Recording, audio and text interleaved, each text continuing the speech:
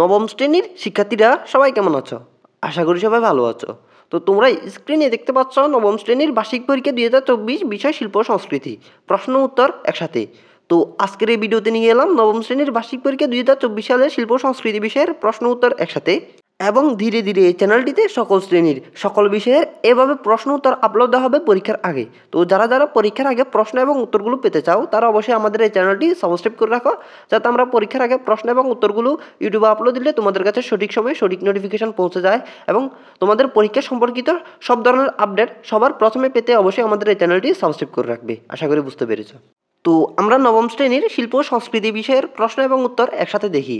তো এখানে আমরা প্রথমে দেখতে পাচ্ছি ক বিভাগ। ক বিভাগে রয়েছে তৃতীয়াংশ, মোট নম্বর 65। তো এখানে প্রথমে আমরা দেখতে পাচ্ছি এক কথায় উত্তর দাও বা অতি সংক্ষিপ্ত উত্তর প্রশ্ন, যেখানে সব কয়টি প্রশ্নের উত্তর দিতে হবে। তো এখানে আমরা প্রশ্ন এবং উত্তরগুলো একসাথে দেখি। তো এখানে ক নম্বর প্রশ্নটি, লিথোগ্রাফ কি? তো এই প্রশ্নটির উত্তর হলো লিথোগ্রাফ এক ধরনের চাপচিত্র। তারপর খ নম্বর প্রশ্নটি, চারপাশের প্রকৃতি নিয়ে কোন ধরনের পরিবেশ গঠিত হয়? তো এই প্রশ্নটির উত্তর হলো প্রাকৃতিক পরিবেশ। তারপর ঘ নম্বর প্রশ্নটি, কোথায় বিজয় দিবসে কুচকাওয়াজ আয়োজন করা হয়? তো এই প্রশ্নটির উত্তর হলো জাতীয় প্যারেড স্কয়ারে, অর্থাৎ জাতীয় প্যারেড স্কয়ারে বিজয় দিবসে কুচকাওয়াজ আয়োজন করা হয়। তারপর ঘ নম্বর প্রশ্নটি, কত তারিখে মধ্যরাতে পাকিস্তানি সেনাবাহিনী নিরস্ত্র বাঙালির উপর দমনপীড়ন আরম্ভ করে?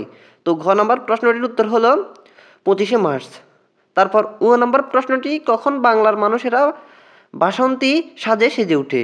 তো ও নম্বর প্রশ্নটির উত্তর হলো বসন্ত বরণ উৎসবে, অর্থাৎ বসন্ত বরণ উৎসবে বাংলার মানুষেরা বাসন্তী সাজে সেজে ওঠে।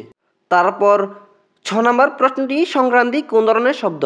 তো এই প্রশ্নটির উত্তর হলো সংস্কৃত, সংক্রান্তি সংস্কৃত শব্দ। তারপর ছ নম্বর প্রশ্নটি, সঙ্গীতের মূল সুর কয়টি? তো এই প্রশ্নটির উত্তর হলো 7টি, সঙ্গীতের মূল সুর হলো 7টি। তারপর পরীক্ষা জ নম্বর প্রশ্নটি, দুর্গমিগির কান্তার মরু দুস্তর পারাবার হে গানটির গীতিকার ও সুরকারের নাম লেখো। তো পরীক্ষা জ নম্বর প্রশ্নটির উত্তর হলো কাজী নজরুল ইসলাম, অর্থাৎ এই গানটির সুরকার ও গীতিকার হলো কাজী নজরুল ইসলাম। তারপর ঝ নম্বর প্রশ্নটি, বাংলাদেশের আধুনিক ছাপা চিত্রের জনক কাকে বলে? তো ঝ নম্বর প্রশ্নটির উত্তর হলো শিল্পী শফিউদ্দীন আহমেদ। তারপর ইয় নম্বর প্রশ্নটি, শিল্পী বুলবুল চৌধুরীর শিল্প চর্চার শাখা কোনটি? তো ইয় নম্বর প্রশ্নটির উত্তর হলো নৃত্যকলা, অর্থাৎ শিল্পী বুলবুল চৌধুরীর শিল্প চর্চার শাখা হলো নৃত্যকলা।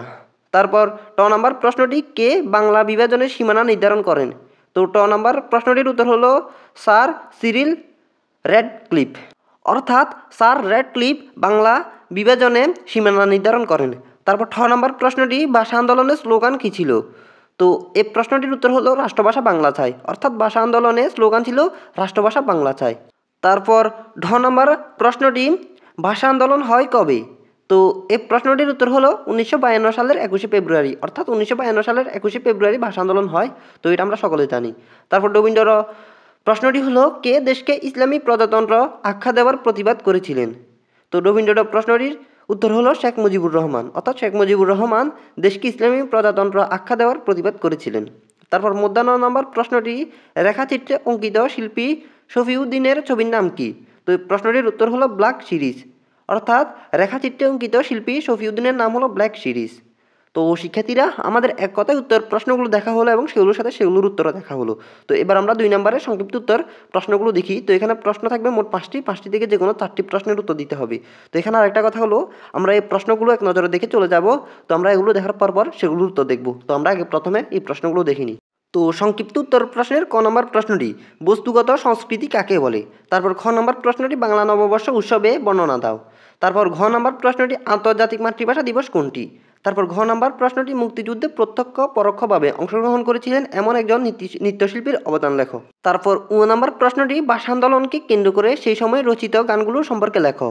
তো শিক্ষার্থীরা, আমাদের এই প্রশ্নগুলো দেখা হলো, কিছুক্ষণ পর আমরা সেগুলোর উত্তর দেখব। তো 3 নম্বরে বলা হয়েছে ছবি দেখে লেখো, আর্ট অ্যাপ্রিসিয়েশন ক্রিয়েটিভ রাইটিং। এখানে রয়েছে 10 নম্বর। তো তোমাদের এই ছবিটা দেখে এই ছবিটা সম্পর্কে কিছু লিখতে হবে। তো এই প্রশ্নটির উত্তর আমরা কিছুক্ষণে দেখব। তো এবার আমরা দেখি রচনামূলক উত্তর প্রশ্ন। তো রচনামূলক প্রশ্নে এখান থেকে যে কোনো 2টি প্রশ্নের উত্তর দিতে হবে। প্রশ্ন রয়েছে মোট 4টি। তো 2টির জন্য হচ্ছে 20 নম্বর। তো এখানে ক নম্বর প্রশ্নটি, বাংলাদেশের নগর সংস্কৃতির বিভিন্ন দিক সম্পর্কে আলোচনা করো। তারপর খ নম্বর প্রশ্নটি, মণিপুরীদের সাংস্কৃতিক উৎসব অনুষ্ঠানের বর্ণনা দাও। তারপর ঘ নম্বর প্রশ্নটি, জিয়া হায়দারকে জিয়া হায়দার কে ছিলেন? বাংলাদেশের নাট্যচর্চায় তিনি কী কী ভূমিকা রেখেছিলেন? লেখো। তারপর ঘ নাম্বার প্রশ্নটি, শফিউদ্দিন আহমেদ কে ছিলেন? বাংলাদেশের শিল্পকলায় তার ভূমিকা লেখো। তো শিক্ষার্থীরা, আমাদের রচনামূলক অংশের প্রশ্নগুলো দেখা হলে কিছুক্ষণের মধ্যে আমরা সেগুলোর উত্তর দেখব। তো এবার আসা খ বিভাগে।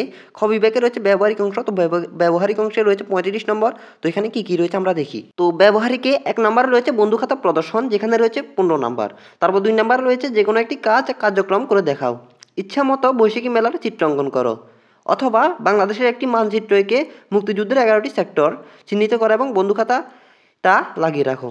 তো 2 নম্বরে যে কোনো একটা লিখলে হবে, সেখানে তোমরা পাবে 20 নাম্বার। তো উপরে বন্ধু খাতা প্রদর্শনে রয়েছে 15 নাম্বার। তো এগুলো প্র্যাকটিক্যাল, এগুলোর উত্তর আমরা কিছুক্ষণের মধ্যে দেখব।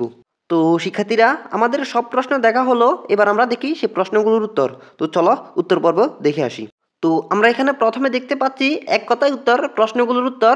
তো আমরা এই প্রশ্নগুলোর উত্তর দেখেছি, তাও তোমরা এখান থেকে যাচাই করে নিতে পারো। তো আমরা এবারে দেখব সংক্ষিপ্ত উত্তর, প্রশ্ন উত্তরগুলোর উত্তর। তো সেগুলোর উত্তর দেখি। তো তোমরা সকলে এখানে একটু খেয়াল করো, আমাদের এই প্রশ্নগুলোর উত্তর এই ভিডিওতে সরাসরি দেওয়া সম্ভব হচ্ছে না, তবে এগুলো তোমরা কোথায় পাবে তা তোমাদের জানিয়ে দেওয়া হচ্ছে। তোমরা এই প্রশ্নগুলোর উত্তর পাবে তোমাদের কিছুদিন আগে বের হওয়ার লেকচার চূড়ান্ত প্রস্তুতির যে ঘাটি আছে, ওই ঘাটিতে তোমরা এই প্রশ্নগুলোর উত্তর পেয়ে যাবে।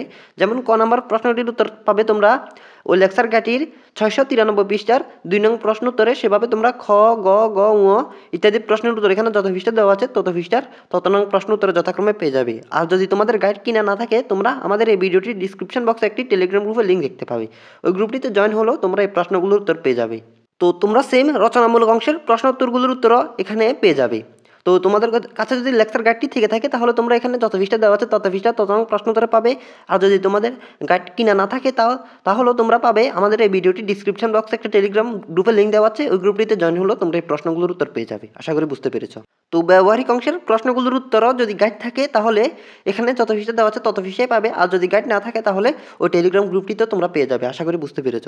তো নবম শ্রেণীর শিক্ষার্থীরা, আশা করি আজকের এই ভিডিওতে তোমাদের সব প্রশ্ন এবং উত্তর ভালোভাবে দেখিয়ে দিতে পেরেছি, এবং আশা করি তোমাদের মনে আর কোনো ধরনের প্রশ্ন থাকার কথা নয়। তবু যদি থেকে থাকে, তাহলে তোমাদের প্রশ্ন অবশ্যই কমেন্ট বক্সে জানাতে পারো, তোমাদের প্রশ্নের উত্তর অবশ্যই দেওয়া হবে। তো আজকের ভিডিওটি ছিল এইটুকু, আশা করি তোমাদের কাছে ভালো লেগেছে।